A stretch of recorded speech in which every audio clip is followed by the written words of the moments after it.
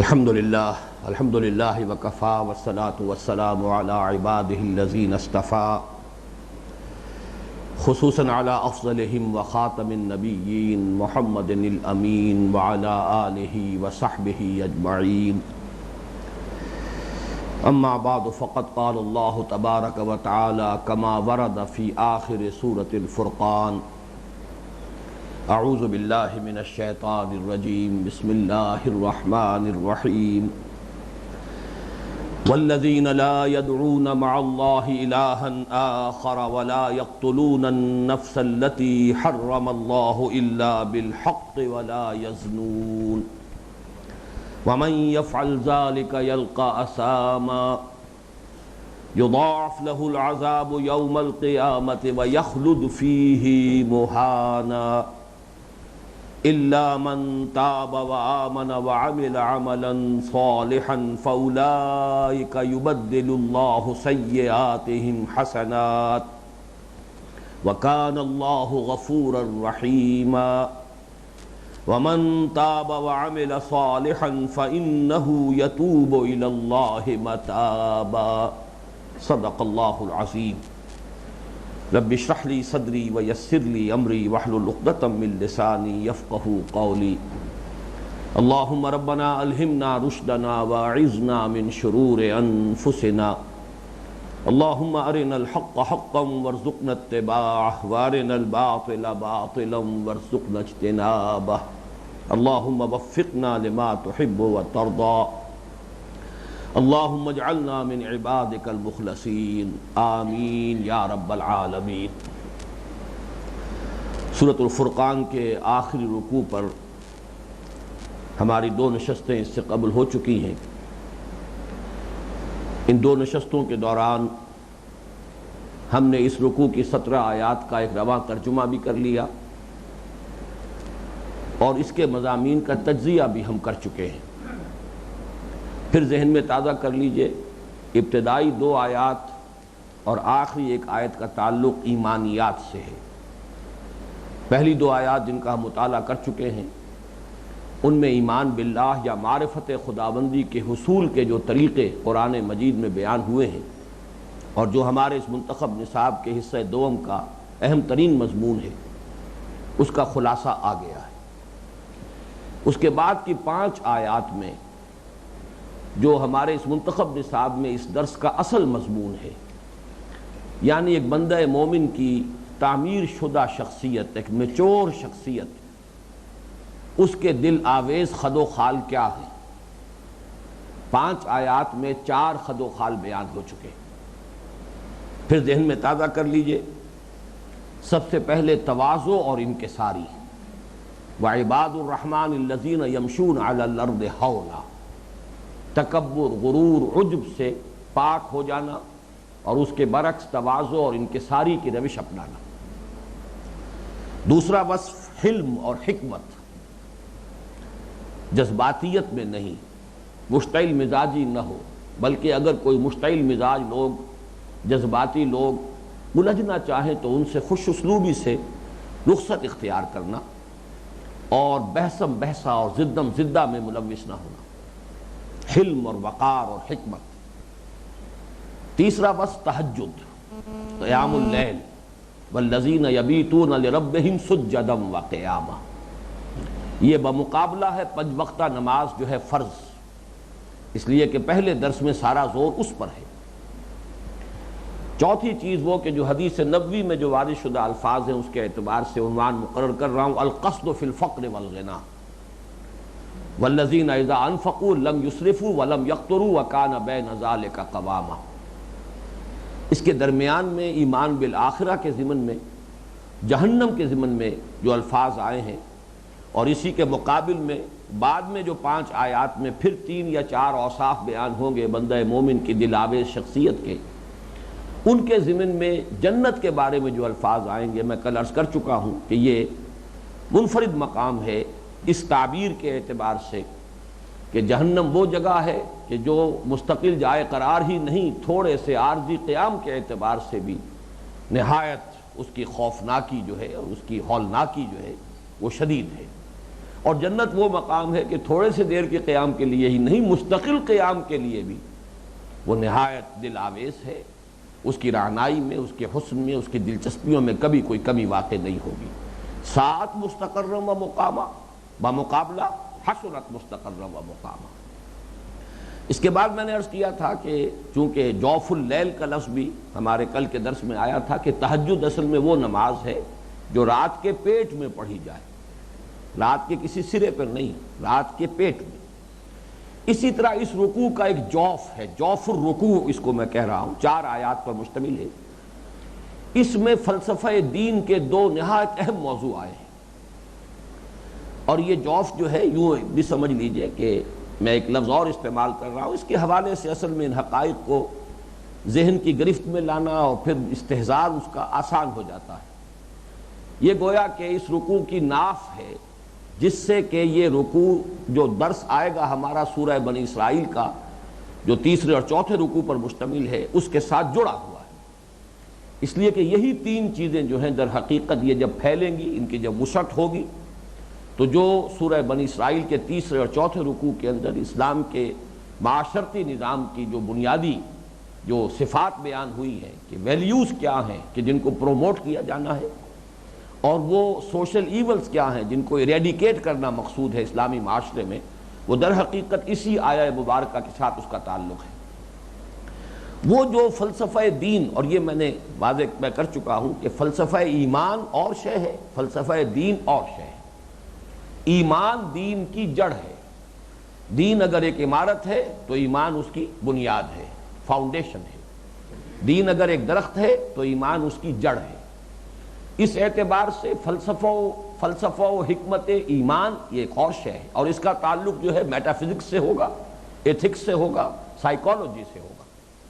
جبکہ فلسفہ دین اور حکمت دین یہ دوسری شے ہے، اس کا تعلق ہوگا سوشولوجی سے، پولیٹیکل سائنس سے، اکنامکس سے۔ یہ سوشل سائنسز ہیں، در حقیقت ان سے تعلق ہے فلسفہ دین کا، اور جو میٹا فزکس ہے اور جو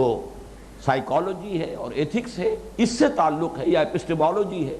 اس سے تعلق ہے فلسفہ ایمان کا۔ ان دونوں چیزوں کو بھی علیحدہ علیحدہ ذہن میں رکھنا چاہیے۔ وہ جو 2 اہم ترین موضوع ہیں فلسفہ دین کے اعتبار سے، ان میں سے پہلا ہے، جس کے لیے کل میں نے ایک لفظ استعمال کیا تھا، وہ گرامیٹیکلی غلط ہے، خالص صرف و نحو کے اعتبار سے وہ عنوان صحیح نہیں ہے۔ آج میں صحیح عنوان استعمال کر رہا ہوں، کبر الکبائر یا کبریات الکبائر۔ کبائر جو ہے کبیرہ کی جمع ہے، کبیرہ کہتے ہیں بڑا گناہ، صغیرہ اور کبیرہ، صغائر اور کبائر، یہ تصور موجود ہے دین میں۔ کچھ گناہ چھوٹے ہیں جو بغیر توبہ کے بھی خود بخود بھی معاف ہوتے رہتے ہیں، دھلتے رہتے ہیں۔ ان الحسنات یذہبن السیئات، انسان جب کوئی نیک کام کرتا ہے تو جو صغیرہ گناہ ہیں وہ خود اس کے نتیجے میں آپ سے آپ ختم ہوتے رہتے ہیں۔ انسان وضو کرتا ہے تو بہت سے گناہ دھل جاتے ہیں، آنکھوں کے کچھ گناہ جو ہے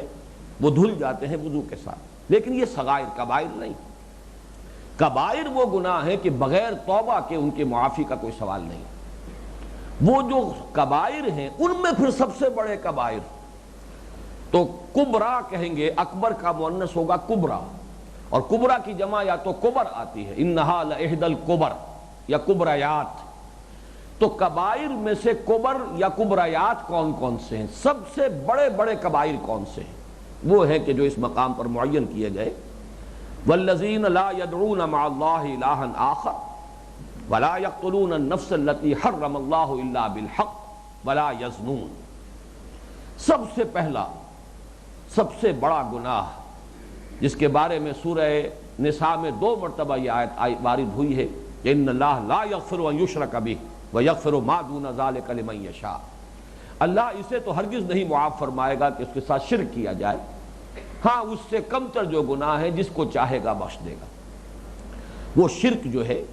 یہ گویا کہ انسان کے نقطۂ نظر کو، اس کی سوچ کو، اس کے فکر ہی کو غلط رخ پر ڈھال دیتا ہے۔ تو گویا کہ یہ تو تمام گناہوں میں، تمام گمراہیوں میں سب سے بڑا گناہ اور سب سے بنیادی گمراہی۔ لیکن یہاں یہ نوٹ کر لیجئے کہ شرک کی جو بہت سی اقسام ہیں، یہاں اس میں سے دعا غیر اللہ کا ذکر ہے، والذین لا یدعون مع اللہ الہا آخر، اس لیے کہ شرک بہت سے وہ بھی ہیں کہ جو غیر محسوس ہوتے ہیں، غیر شعوری ہوتے ہیں۔ ایک شخص نے نماز کا وقت آیا ہے، اذان اس نے سن لی ہے، پھر بھی وہ نماز کے لیے نہیں گیا، اپنے نفس کے تقاضے کو مقدم رکھا ہے اللہ کی پکار پر، گویا کہ اس نے شرک کیا ہے۔ لیکن یہ شرک وہ ہے کہ جو ہم استدلال سے اور منطق سے اور دلائل سے سمجھتے ہیں کہ یہ شرک ہو گیا، اس کی نیت شرک کی نہیں ہے۔ لیکن ایک شرک وہ ہے کہ اللہ کے سوا کسی کو پکار رہا ہے مدد کے لیے، استغاثہ کر رہا ہے، استعانت، ایاک نعبد و ایاک نستعین کی نفی کر رہا ہے، گویا کہ اس نے سمجھا ہے کہ کوئی ہستی ایسی ہے کہ جو اس کی مشکلات کو دور کر سکتی ہے، کسی کے اندر یہ قدرت ہے، کوئی ہستی ہے جو حاضر و ناظر ہے، جو اس کی دعا کو سن رہی ہے اور جو اس کی اس تکلیف کو رفع کرنے پر قادر ہے۔ یہ صفات تو صرف اللہ کی ہے۔ اس اعتبار سے یہ گویا کہ یہ جلی اور شعوری شرک ہو گیا، جان بوجھ کر پوری طرح سوچ سمجھ کر ایک انسان اللہ کے سوا اس کا مد مقابل بنا کر کسی کو پکار رہا ہے۔ وَلَا تَدْعُوا مَعَ اللَّهِ إِلَٰهًا آخَرَ، مت پکارو اللہ کے ساتھ کسی اور الہ، کسی اور معبود کو۔ تو یہاں اس شرک کا ذکر ہے، وَالَّذِينَ لَا يَدْعُونَ مَعَ اللَّهِ إِلَٰهًا آخَرَ، وہ لوگ کہ جو نہیں پکارتے اللہ کے ساتھ کسی اور معبود کو۔ جیسا کہ میں نے عرض کیا، یہ تو گویا کہ انسان کے نقطہ نظر، اس کی فکر، اس کے سوچ ہی کو بالکل غلط رخ پر ڈال دینے والی شے ہے۔ تو سب سے بڑا گناہ، سب سے بڑی گمراہی یہی۔ دوسرا اس کے بعد قتل ناحق، وَلَا يَقْتُلُونَ النَّفْسَ الَّتِي حَرَّمَ اللَّهُ إِلَّا بِالْحَقِّ، نہیں قتل کرتے انسانی جان کو جسے اللہ نے محترم قرار دیا ہے مگر حق کے ساتھ۔ یہ میں عرض کر چکا ہوں کہ حق کے ساتھ اس کی شکلیں جن پر تقریباً اجماع ہے علماء کا، فقہاء کا، وہ یہ ہے کہ 4 صورتیں ہیں کہ جن میں کسی انسان کی جان لی جا سکتی ہے۔ قتل عمد کے قصاص میں اگر مقتول کے ورثاء معاف کرنے کے لیے یا خون بہا لینے کے لیے راضی نہ ہو، شادی شدہ زانی یا زانیہ کا رجم، اسلامی ریاست میں مرتد کی قتل کی سزا، اور چوتھے نمبر پر کافر حربی جس کے ساتھ وار ڈکلیئرڈ ہو، کافر ہے، غیر مسلم ہے، ذمی ہے، تو اس کی جان اتنی ہی محترم ہے جتنی کسی مسلمان کی جان۔ غیر حربی کافر ہے، کسی قوم سے، ایسی قوم سے جس سے آپ کی جنگ نہیں ہے یا جس سے آپ کا کوئی معاہدہ ہے، تو ظاہر بات ہے کہ اس کو بھی قتل کرنا جو ہے وہ اسی طرح کبر الکبائر میں سے ہوگا، یہ بڑا گناہ ہے۔ اور اس کی جو منطقی بنیاد ہے کہ اس سے در حقیقت تمدن کی جڑ کٹ جاتی ہے۔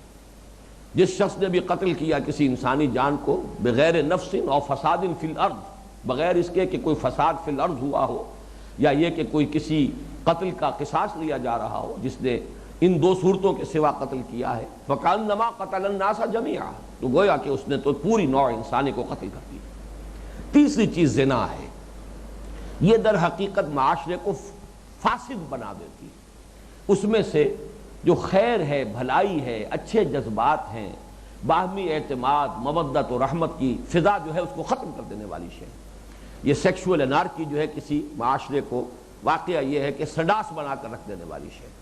تو یہ 3 چیزیں وہ ہیں کہ جن کو میں نے آج اس کے لیے اصطلاح جو ہے صحیح گریمر کے اعتبار سے کبر الکبائر، کبیرہ گناہوں میں سب سے بڑے 3 گناہ، یا کبریات الکبائر، کبیرہ گناہوں میں سب سے بڑے گناہ جو ہے وہ یہ 3 ہیں۔ فرمایا وَمَن يَفْعَلْ ذَلِكَ يَلْقَى أَثَامًا، جو کوئی یہ حرکت کرے گا، اس میں سے کسی فعل کا ارتکاب کرے گا، وہ لازماً پہنچ کر رہے گا اس کی پاداش کو۔ اسامہ کا لفظ نوٹ کر لیجئے، اسم کہتے ہیں گناہ، اور گناہ کی جو پاداش ہے اسام، اس کے لیے لفظ استعمال ہوا، گناہ کا منطقی نتیجہ۔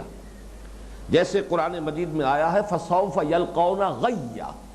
غیّا کہتے ہیں گمراہی کو، کجروی کو،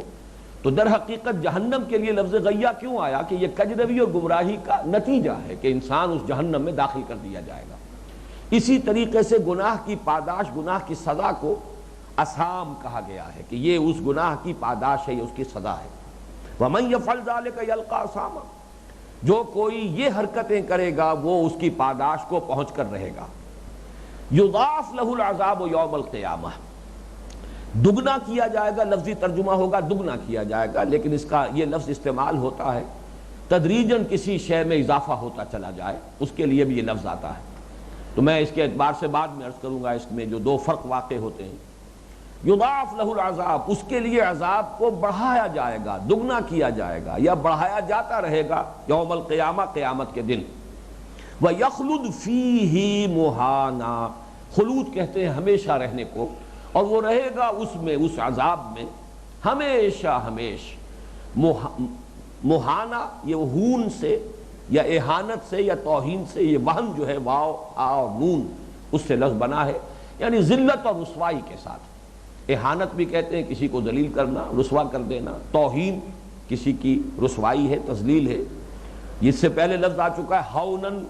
وعباد الرحمن الذین یمشون علی الارض ہونن، تواضع کی کیفیت، آہستگی سے، نرم روی سے زمین پر چلنا، یہ ہونن ہے۔ اکڑ کر چلنا یہ اس کے برعکس ہو جائے گا۔ ولا تمش فی الارض مرحا، جو سورہ لقمان کے دوسرے رکوع میں بھی آ چکا ہے اور سورہ بنی اسرائیل میں بھی یہ الفاظ آئیں گے۔ تو فرمایا وَمَنْ يَفْعَلْ ذَلِكَ يَلْقَ عَصَامًا يُضَاعَفْ لَهُ الْعَذَابُ يَوْمَ الْقِيَامَةِ وَيَخْلُدْ فِيهِ مُهَانًا۔ یہ ایک مضمون مکمل ہو گیا کہ جو اس جوف الرکوع میں، اس رکوع کے درمیانی 4 آیات میں آیا ہے۔ اب دوسرا اس سے بھی اہم موضوع ہے اور وہ ہے توبہ کا موضوع۔ إِلَّا مَن تَابَ وَآمَنَ وَعَمِلَ عَمَلًا صَالِحًا فَأُولَٰئِكَ يُبَدِّلُ اللَّهُ سَيِّئَاتِهِمْ حَسَنَاتٍ وَكَانَ اللَّهُ غَفُورًا رَحِيمًا وَمَن تَابَ وَعَمِلَ صَالِحًا فَإِنَّهُ يَتُوبُ إِلَى اللَّهِ مَتَابًا، سوائے اس کے جو توبہ کرے یا جس نے توبہ کی اور ایمان لایا اور اس نے عمل کیا، نیک عمل، اچھا عمل، فَأُولَٰئِکَ، تو یہ وہ لوگ ہیں، یُبَدِّلُ اللَّهُ سَیِّئَاتِهِمْ حَسَنَاتٍ، کہ بدل دے گا اللہ ان کی برائیوں کو بھلائیوں سے۔ وَكَانَ اللَّهُ غَفُورًا رَحِيمًا، اور اللہ تعالیٰ تو غفور اور رحیم ہے ہی۔ وَمَن تَابَ وَعَمِلَ صَالِحًا، اور جو توبہ کرے یا جس نے توبہ کی، وَعَمِلَ صَالِحًا، اور عمل کیا اچھا، فَإِنَّهُ يَتُوبُ إِلَى اللَّهِ مَتَابًا، تو وہی ہے جو توبہ کرتا ہے اللہ کی جناب میں جیسے کہ توبہ کرنے کا حق ہے۔ توبہ کے موضوع پر یہ مقام جو ہے قرآن مجید کا بہت اہم ہے، اور پھر میں عرض کر رہا ہوں کہ حکمت دین کے جو بڑے بنیادی مسائل ہیں ان میں سے ایک مسئلہ ہے، اس لیے کہ اس مسئلے میں بعض مذاہب کو یا مذاہب کے جو ان کے اندر غلطی اور غلط روی پیدا کرنے والے ہیں، ان کو بہت بڑی ٹھوکر لگی۔ ایک ہے انسان کے مادی اعمال اور مادی قوانین کے جو گورن کر رہے ہیں اس دنیا کو، ایک ہے اخلاقی قوانین۔ ان دونوں میں ایک بڑا بنیادی فرق ہے۔ مادی قوانین کے نتائج اس دنیا میں لازماً نکلتے ہیں، الا یہ کہ اللہ تعالیٰ اپنے خصوصی فضل و کرم سے یا خصوصی اپنی قدرت جو ہے اس کے ذریعے سے اس میں کہیں رکاوٹ ڈال دے۔ اس کو ہم خرق عادت کہتے ہیں، معجزہ ہے۔ اللہ تعالیٰ طبعی قانون کو توڑ کر اپنی خصوصی قدرت کا اظہار فرماتا ہے، لیکن یہ تو شاذ ہوتا ہے۔ عام یہی ہے کہ چاہے آپ سے غلطی ہو گئی ہے، نیک نیتی سے آپ نے غلط کام کیا ہے، لیکن جب غلط کام کیا تو اس کا نتیجہ تو نکل کر رہے گا۔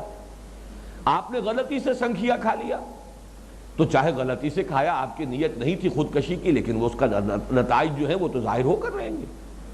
آپ نے غلطی سے انگارہ اٹھا لیا، آپ کی نیت نہیں تھی، آپ نے اسے سمجھا تھا کوئی اور شے،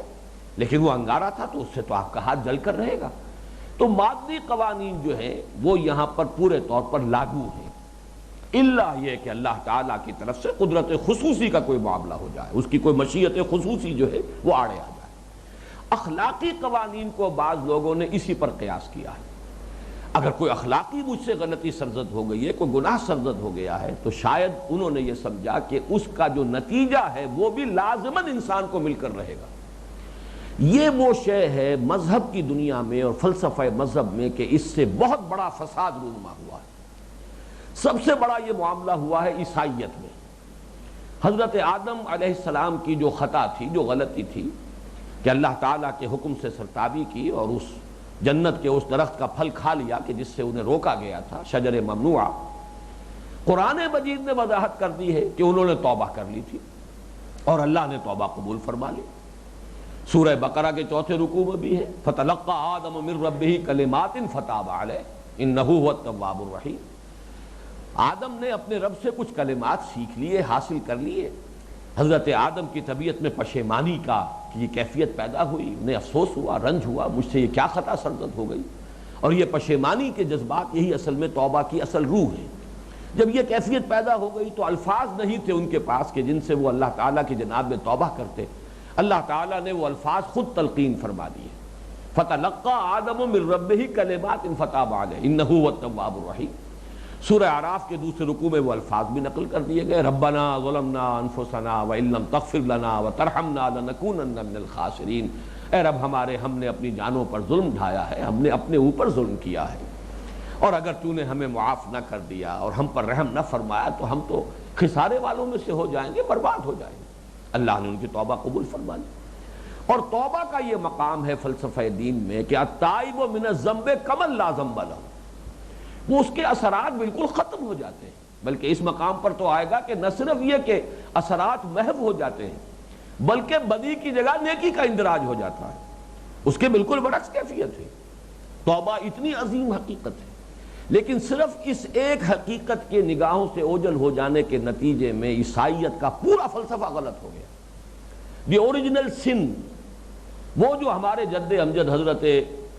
آدم اور حضرت حوا علیہ السلام سے جو خطا ہو گئی تھی، وہ خطا جو ہے اس کے اثرات لے کر ہر ابن آدم اس دنیا میں آ رہا ہے، کلین سلیٹ لے کر نہیں آ رہا، اس کی فطرت گناہ گار ہے، اس گناہ کے اثرات موروثی ہے جو لے کر چلا آ رہا ہے، جبکہ آپ کو معلوم ہے کہ اسلام نے واضح کیا ہے کہ کل مولود یولد علی الفطرہ فابواہ یہودانہ او یمجسانہ او ینصرانہ او کما قال صلی اللہ علیہ وسلم۔ نسل آدم کا ہر بچہ جو پیدا ہوتا ہے اس دنیا میں آتا ہے فطرت اسلام لے کر آتا ہے۔ میں نے بلکہ لفظ غلط استعمال کیا، کلین سلیٹ نہیں، پازیٹیولی نیکی کی بات لے کر آتا ہے، اس میں وہ روح ہے جو اللہ نے ودیعت کی ہے، وَنَفَخْتُ فِيهِ مِن رُوحِي، جس کا کہ رجحان ہے خیر کی طرف، جس کے اندر کہ اللہ تعالیٰ کی محبت کی دھیمی دھیمی آنچ موجود ہے، انہیرنٹ ہے، اس کے اندر موجود ہے، ودیعت شدہ ہے۔ اس اعتبار سے ہر بچہ جو آتا ہے کم سے کم لفظ جو ہے وہ کہیے کہ کلین سلیٹ لے کر آتا ہے، وہ بعد میں اس کے والدین اسے یہودی بنا دے، ماحول کے اثرات سے وہ عیسائی بن جائے، ماحول کی وجہ سے وہ ہندو بن جائے، مجوسی بن جائے، بدھ مت کا پیروکار بن جائے، یہ بات کی بات ہے۔ بچہ جو پیدا ہو رہا ہے وہ تو فطرت اسلام کے ساتھ پیدا ہوتا ہے، تو زمین و آسمان کا فرق واقع ہو گیا۔ اب آپ کو معلوم ہے کہ اسی خشت اول چونہد معمار کج تا ثریا بھی رود دیوار کج، اس ایک غلط اینٹ پر دوسرا ردا، دوسرے پر تیسرا۔ جب ہر انسان پیدائشی طور پر گناہ گار ہے تو اب کیا کرے؟ اپنی کوشش سے تو وہ اپنی اس فطرت کے اندر جو ایک منفی پہلو لے کر وہ پیدا ہوا ہے، وہ اپنی کوشش سے اس کو دھو نہیں سکتا اس داغ کو، لہذا اللہ تعالیٰ کو پھر یہی واحد شکل ممکن تھی جو اختیار کرنی پڑی کہ اپنے صلبی بیٹے کو دنیا میں بھیجا، اسے قربانی کا بکرا بنا کر سولی پر چڑھوایا کہ جو لوگ بھی اس کو مان لیں گے اس کی طرف سے کفارہ ہو گیا۔ انا للہ و انا الیہ راجعون، بنائے فاسد علی الفاسد، خشت اول چونہد معمار کج تا ثریا می رود دیوار کج۔ ایک خطا بنیاد میں ہو گئی، اب اس کے اوپر جو ردے چڑھے ہیں تو وہ خطا سے خطا اور خطا سے خطا، اور بلکہ اس سے بڑی خطا پھر اور اس سے بڑی خطا، یہ سارا فلسفہ ہے جو موجودہ عیسائیت میں موجود ہے، اور اس کی بنیاد یہی ہے، دی اوریجنل سن، اس کے اثرات ختم نہیں ہو سکتے۔ نسل آدم کا ہر جو بھی انسان ہے، چاہے مرد ہو چاہے عورت ہو، وہ بنیادی طور پر اس گناہ کی گٹھڑی کا بوجھ لاد کر اپنے کندھے پر دنیا میں آ رہا ہے، اور کوئی ذریعہ نہیں ہے کہ وہ اس کے اثرات سے اپنے آپ کو بچا سکے، بلکہ اس کے لیے ایک ہی شکل ہے، مسیح پر ایمان لے آؤ۔ تو مسیح پر ایمان لانا ہی در حقیقت گویا کہ تمہیں اس گروہ میں شامل کر دے گا جس کی طرف سے پیشگی وہ اپنی جان کا نذرانہ دے کر کفارہ بن چکا ہے۔ یہ سارا فلسفہ جیسا کہ میں نے عرض کیا، اس توبہ کی حقیقت کو نظر انداز کر دینے سے اور اس ایک حقیقت کے نگاہ سے اوجھل ہونے کے باعث یہ جو ہے اتنا بڑا غلط فلسفہ مذہب کی دنیا میں رواج پا گیا۔ تو یہاں دیکھیے قرآن واضح کر رہا ہے کہ یہ جو کبر الکبائر ہیں، سب سے بڑے کبیرہ گناہ، یہ جو کبرایات الکبائر ہیں، ان کے بھی یہ نہیں ہے کہ لازمی اس کی سزا مل کر رہے، یہ نہیں ہے کہ اب اگر کوئی انسان سے غلطی ہو گئی ہے تو اب کوئی شکل ہے ہی نہیں اس کے ازالے کی، بلکہ یہ کہ راستہ کھلا ہے، الا من تاب وآمن وعمل عملا صالحا، سوائے اس کے کہ جو توبہ کرے اور ایمان لے آئے اور پھر عمل کرے اچھے عمل، تو اس کا نتیجہ کیا نکلے گا؟ نہ صرف یہ کہ گناہ معاف ہو جائے گا، بلکہ جیسا کہ میں نے عرض کیا مثبت طور پر فَأُولَٰئِكَ يُبَدِّلُ اللَّهُ سَيِّئَاتِهِمْ حَسَنَاتٍ، اللہ تعالیٰ اس کی برائیوں کو بھلائیوں سے بدل دے گا۔ اور یہ مضمون جو ہے اس سے پہلے سورہ آل عمران والے درس میں آ چکا ہے۔ اس کے معنی کیا ہے؟ در حقیقت برائیوں کو بھلائیوں سے بدلنے کے دو پہلو ہیں۔ ایک تو یہ کہ نامہ اعمال میں پہلے گناہ درج تھا، ایک دھبا لگا ہوا تھا، اس دھبے کو صاف کر کے وہاں پر نیکی کا اندراج ہو جائے گا۔ توبہ بہت بڑی نیکی ہے، گویا کہ اس سے نہ صرف یہ کہ نامہ اعمال کا وہ دھبا دھل گیا بلکہ اس کی جگہ پر نیکی کا اندراج ہو گیا۔ اور دوسری یہ کہ دامن کردار پر جو اثرات تھے اس گناہ کے، اللہ تعالیٰ ان کو بھی زائل کر دے گا، دامن کردار کو دھو کر پاک صاف کر دے گا۔ اولئک یبدل اللہ سیئاتہم حسنات وکان اللہ غفورا رحیما۔ یہ کانا جو ہے یہاں پر ناقصہ نہیں ہے، تامہ ہے۔ اللہ تو ہے ہی غفور الرحیم، وہ تو منتظر رہتا ہے کہ میرا بندہ جو ہے توبہ کرے۔ اب اس ضمن میں آپ کو بعض احادیث سنانا چاہتا ہوں۔ ایک حدیث کہ جو سب سے اہم ہے اس موضوع پر، اور حضرت انس بن مالک رضی اللہ تعالی عنہ جو خادم خاص رہے ہیں نبی اکرم صلی اللہ علیہ وسلم کے 9 برس تک، ان سے یہ روایت مروی ہے، قال قال رسول اللہ صلی اللہ علیہ وسلم للہ افرح بتوبۃ عبدہ من احدکم سقط علی بعیرہ وقد اضلہ فی ارض فلات، متفق علیہ۔ اس روایت کی جو یہ الفاظ آ رہے ہیں یہ صحیح بخاری میں بھی ہیں، صحیح مسلم میں بھی، متفق علیہ۔ البتہ اس میں کچھ اضافی تفصیل ہے جو صحیح مسلم کی ایک روایت میں ہے، وہ صحیح بخاری میں نہیں ہے، وہ میں بعد میں سناؤں گا۔ لیکن پہلے اس کو سمجھ لیجئے، للہ، یقیناً یہ لام جو شروع میں ہے یہ لام ہے تاکید کے لیے، للہ، یقیناً اللہ تعالی، افرح بتوبۃ عبدہ، زیادہ خوش ہوتا ہے، اسے زیادہ فرحت حاصل ہوتی ہے اپنے بندے کی توبہ سے اس شخص کے مقابلے میں من احدکم سقط علی بعیر وقد اضلہ فی ارض فلات، کہ جس کا اونٹ کسی بیابان میں گم ہو گیا تھا اور وہ اس سے مایوس ہو چکا تھا، لیکن اچانک اسے اونٹ مل گیا۔ تو یہ گم شدہ اونٹ جو عرب کی سب سے بڑی متاع تھی، بدو کی زندگی کا یوں سمجھیے کہ کھوٹا تھا اونٹ، اسی کے گرد زندگی گھومتی تھی، اس کی زندگی کا محور ہے اونٹ، اسی پر سفر ہے، اسی کا دودھ پی رہے ہیں، اسی کے کھالوں سے خیمے بنا رہے ہیں، اور سفر میں پانی کی ضرورت ہوئی ہے تو وہ اسی کے حلق کے اندر جو ہے ایک لکڑی مار کر جو ہے اس سے وہ پانی حاصل کر رہے ہیں۔ ہر شے جو ہے اس کی زندگی جو ہے گویا کہ اونٹ کے ساتھ وابستہ تھی، اور وہ اونٹ ہی کہیں گم ہو گیا، فی ارض فلات، ایک لقودق بیابان میں اونٹ گم ہو گیا، گویا کہ زندگی کا سہارا جو ہے اس کے ہاتھ سے جاتا رہا، کہ اچانک دیکھتا ہے کہ اونٹ موجود ہے۔ اب اس کی خوشی کا کیا عالم ہوگا اس کا تصور کرو۔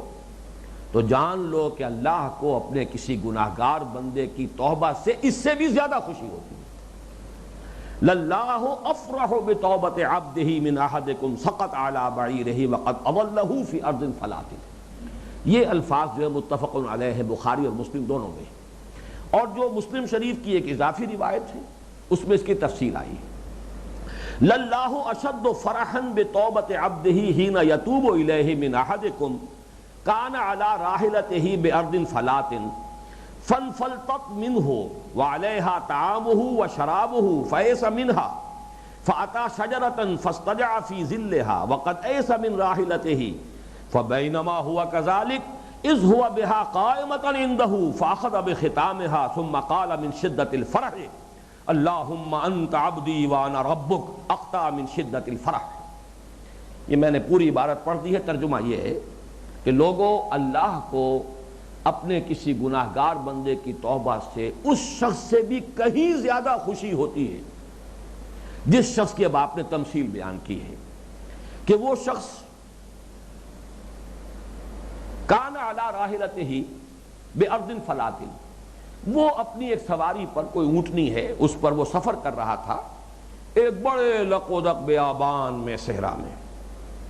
فانفلتت منہ، وہ اونٹنی اس سے گم ہو گئی، وعلیہا طعامہ وشرابہ، اسی اونٹنی پر اس کا کھانا بھی تھا، کوئی پوٹلی بندھی ہوئی وہ بھی لٹکی ہوئی تھی اسی کے کجاوے کے ساتھ، اور اسی پر پانی تھا، کوئی چھاگل جو ہے یا کوئی مشک ہے وہ بھی اسی کے ساتھ لٹکی ہوئی تھی، پانی بھی اسی پر اور کھانا بھی اسی پر۔ فیس منہا،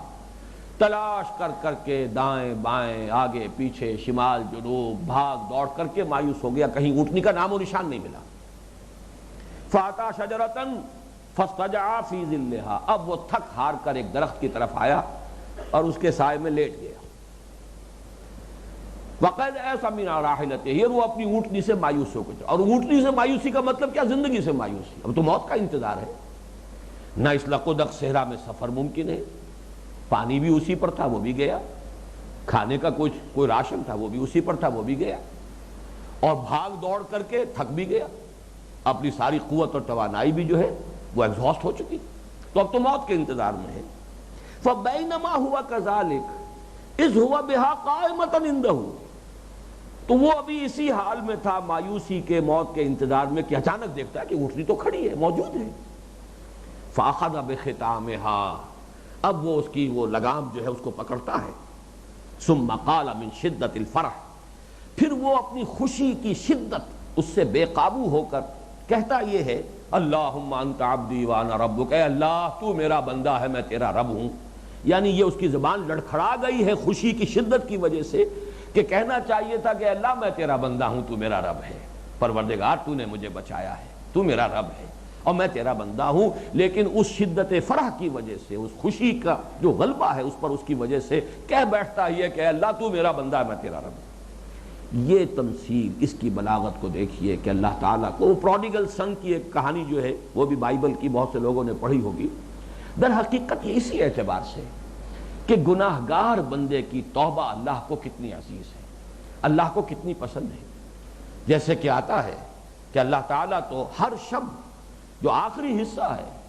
آخری جن کو small hours of the morning آپ کہتے ہیں، اللہ تعالیٰ نزول اجلال فرماتے ہیں سمائے دنیا تک، اور پھر ایک ندا ہوتی ہے، حل من مستغفر فاغفر له، ہے کوئی استغفار کرنے والا کہ میں اسے بخش دوں، حل من سائل فاعطیہ، ہے کوئی مانگنے والا کہ میں اسے عطا فرما دوں۔ ہم تو مائل بے کرم ہے، کوئی سائل ہی نہیں، راہ دکھلائیں کسے، رہنو منزل ہی نہیں۔ یہ ہے اللہ کا معاملہ اور یہ ہے توبہ کی عظمت۔ اسی طرح ایک حدیث ہے حضرت ابو موسیٰ اشعری سے رضی اللہ تعالی عنہ کہ حضور نے فرمایا، ان اللہ یبسط یدہ باللیل یتوب مسیء النہار، اللہ تعالیٰ تو اپنا ہاتھ پھیلاتا ہے رات کے وقت کہ دن میں جن لوگوں نے گناہ کیے ہیں وہ توبہ کر لیں، اور وہ دن کے وقت بھی اپنا ہاتھ پھیلاتا ہے، وَيَبْسُطُ يَدَهُ بِالنَّهَارِ لِيَتُوبَ مُسِيءُ اللَّيْلِ، اور وہ دن کے وقت بھی اپنا ہاتھ جو ہے وہ پھیلاتا ہے کہ ہے کوئی جو رات کو گناہ کا کرنے والا تھا اور اس نے اس سے توبہ کی ہو، حَتَّى تَطْلُعَ الشَّمْسُ مِن مَغْرِبِهَا، یہاں تک کہ سورج جو ہے مغرب سے طلوع ہو جائے۔ یہ آثار قیامت میں سے ہے، وہ بڑی علامتیں کہ جس سے کہ ظاہر ہو جائے گا کہ اب قیامت آیا چاہتی ہے، ان میں سے ایک علامت جو ہے وہ یہ ہے کہ سورج بجائے مشرق کے مغرب سے طلوع ہوگا، یعنی جب تک وہ قیامت۔ اسی طریقے سے ایک اور حدیث، ایک تو وہ قیامت آئے گی جب اس کے آثار شروع ہو جائیں گے تو توبہ کا دروازہ بند ہو جائے گا۔ ایک جیسا بارہا ہمارے ان دروس میں آیا ہے کہ ایک چھوٹی قیامت بھی ہے اور وہ موت کا وقت ہے، نزع کا عالم، جیسے کہ حضور نے فرمایا من مات فقط قامت قیامتہ، جو مر گیا جس کی موت آ گئی اس کی قیامت تو واقع ہو گئی۔ اب اس کی قیامت تو واقعہ یہ ہے کہ جب مہلت عمل ختم ہو گئی، جب کہہ دیا ہے کسی شخص نے کہ سٹاپ رائٹنگ، تو اب تو نتیجہ ہی نکلنا ہے نا، وہ 2 دن میں نکلے 2 مہینے میں نکلے، نتیجہ نکلے گا، اب آپ کچھ اور کر تو نہیں سکتے، تو گویا کہ قیامت تو قائم ہو گئی۔ اس پہلو سے اس جو قیامت صغریٰ ہے، انسان کی انفرادی قیامت موت، اس کے بارے میں بھی حدیث ہے، اور یہ حضرت عمر بن الخطاب رضی اللہ تعالی عنہ، عبداللہ ابن عمر بن الخطاب رضی اللہ تعالی عنہما سے ہے۔ حضور نے فرمایا صلی اللہ علیہ وسلم، اور یہ ترمذی شریف کی روایت ہے،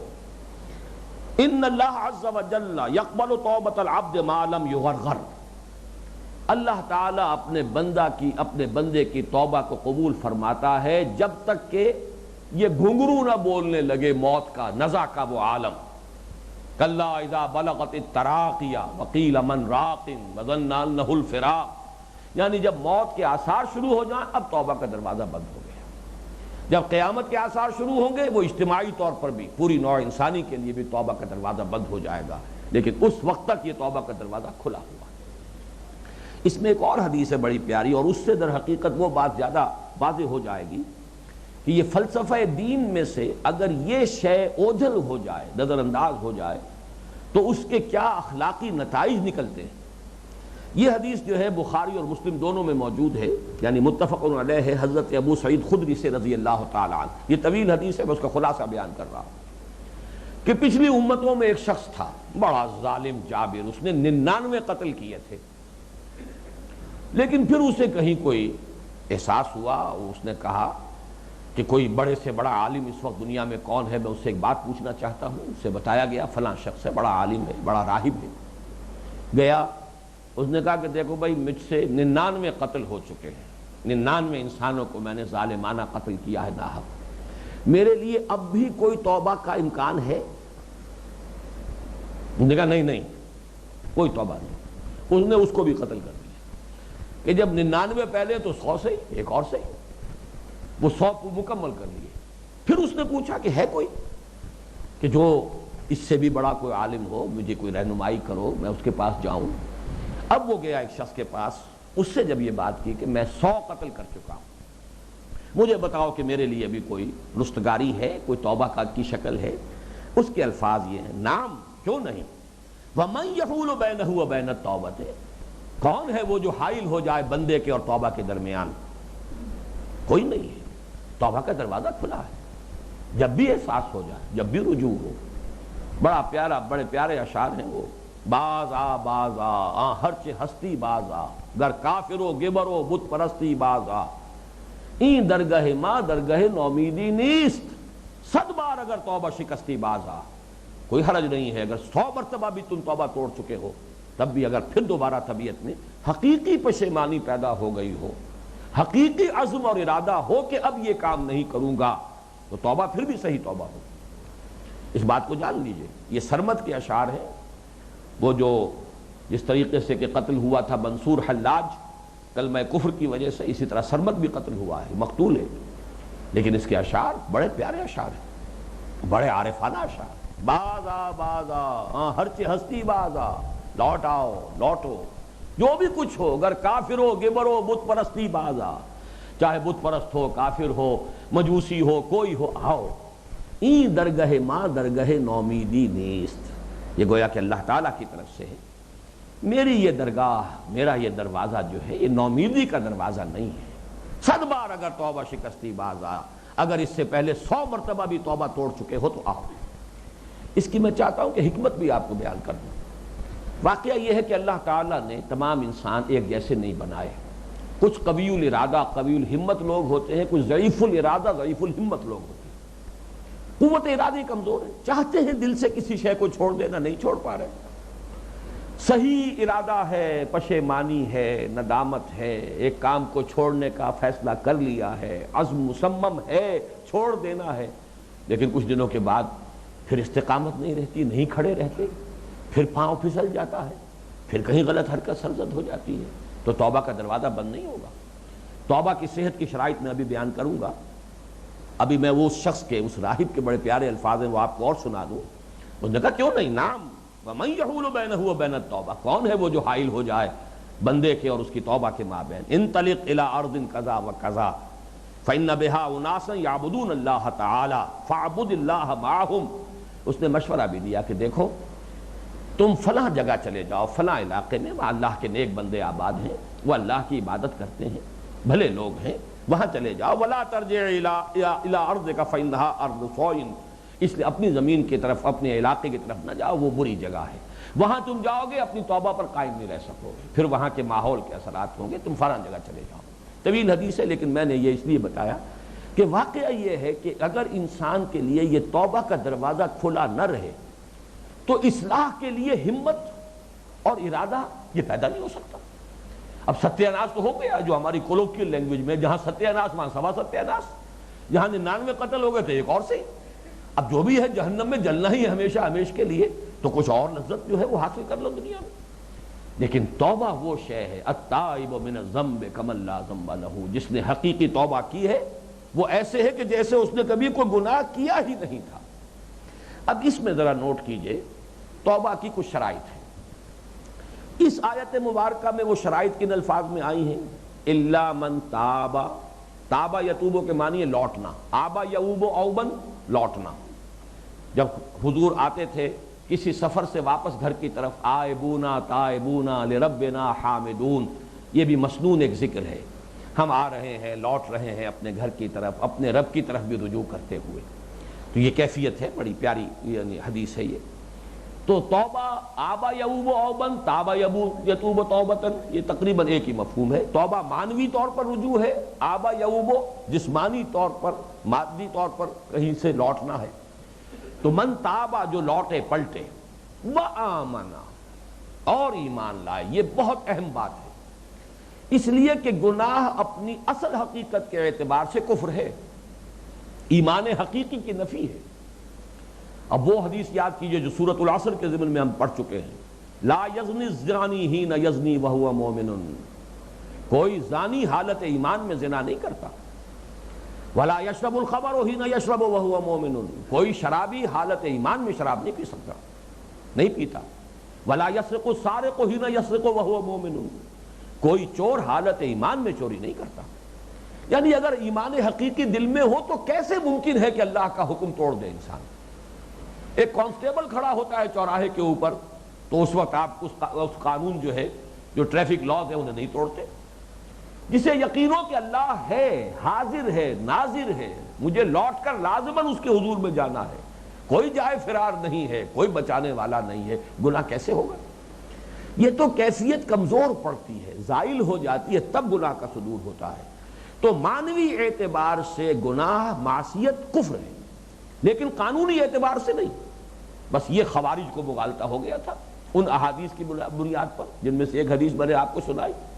من ترک الصلاۃ متعمدا فقد کفر، جس نے جان بوجھ کر نماز چھوڑ دی وہ کافر ہو گیا۔ یہ کافر معنوی طور پر کافر ہے، قانونی طور پر کافر نہیں۔ تارک صلاۃ کافر نہیں ہے، ہاں منکر صلاۃ کافر ہو جائے گا، انکار کر دے کہ نماز ہے ہی نہیں دین میں، اب کافر ہو جائے گا۔ لیکن نماز پڑھتا نہیں ہے، تارک صلاۃ ہے، فاسق کہیں گے، فاجر کہیں گے، سزا دیں گے، جو بھی حدود ہیں، تعزیرات ہیں، اس پر نافذ کریں گے، لیکن کافر نہیں کہیں گے۔ زانی بھی، اس کو آپ رجم کر دیجئے، لیکن رجم کرنے کے بعد بھی اس کی نماز جو ہے، نماز جنازہ پڑھی جائے گی، وہ مسلمان ہے، کافر نہیں ہو گیا تھا۔ چور کا ہاتھ کاٹ دیجئے لیکن مسلمان رہے گا، پہلے بھی مسلمان تھا، پھر بھی مسلمان ہے، دوران چوری بھی مسلمان ہے۔ تو ایک ہے ایمان معنوی، ایمان حقیقی، اس کے اعتبار سے واقعتاً جب تک کہ وہ زائل نہ ہو جائے قلب میں سے، گناہ کا صدور ممکن نہیں۔ اس لیے فرمایا کہ گناہ کے بعد توبہ، الا من تاب و آمن، تجدید ایمان ہو رہی ہے۔ اس لفظ کے حوالے سے نوٹ کر لیجئے، آپ نے شاید تنظیم اسلامی کی اگر کوئی مطبوعات کا کبھی کوئی مطالعہ کیا ہو تو ہمارا ایک بہت بلاک جو ہے بڑے نمایاں الفاظ میں تنظیم اسلامی کی اساسی دعوت، 3 الفاظ کے ذریعے سے ہم نے اس کو واضح کیا، توبہ، تجدید ایمان، توبہ اور تجدید عہد۔ تجدید ایمان اور توبہ بالکل ایک شے ہے، اور یہی تجدید عہد ہے، دوبارہ اثر نو عہد کر رہے ہیں، ایاک نعبد و ایاک نستعین، پروردگار خطا ہو گئی تھی بخش دے، اب میں اثر نو عہد کر رہا ہوں، تیری ہی بندگی کرتا ہوں اور کروں گا، اور تجھ ہی سے مدد مانگتا ہوں اور مانگوں گا۔ اس اعتبار سے معصیت معنوی طور پر کفر تھا، قانوناً نہیں، لہذا توبہ در حقیقت معنوی اعتبار سے ایمان لانا یا تجدید ایمان ہے۔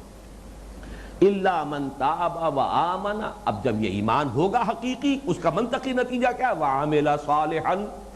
ایمان حقیقی ہوگا تو عمل لازماً درست ہو جائے گا۔ کیسے ممکن ہے کہ ایمان حقیقی ہو، نور ایمان جو ہے دل میں موجود ہو اور پھر عمل درست نہ ہو؟